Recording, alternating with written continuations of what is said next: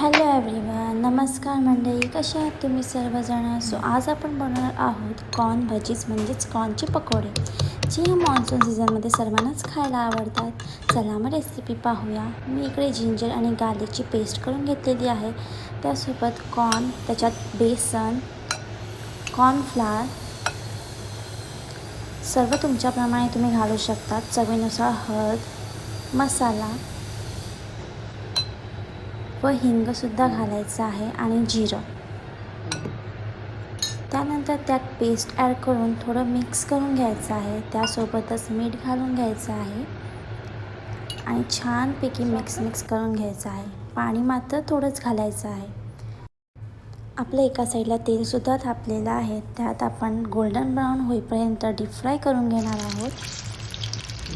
हे खायला खूपच डिलिशियस आणि टेस्टी लागतात. तुम्हीही नक्की ट्राय करा. ह्याला तुम्ही ग्रीन चटणीसोबत, सॉससोबतसुद्धा खाऊ शकता. कमेंटमध्ये नक्की सांगा कशी वाटते तुम्हाला रेसिपी. आणि या मान्सून सीझनमध्ये असे गरम गरम पकोडे एन्जॉय करा. भेटूया मग आपण नेक्स्ट व्हिडिओमध्ये.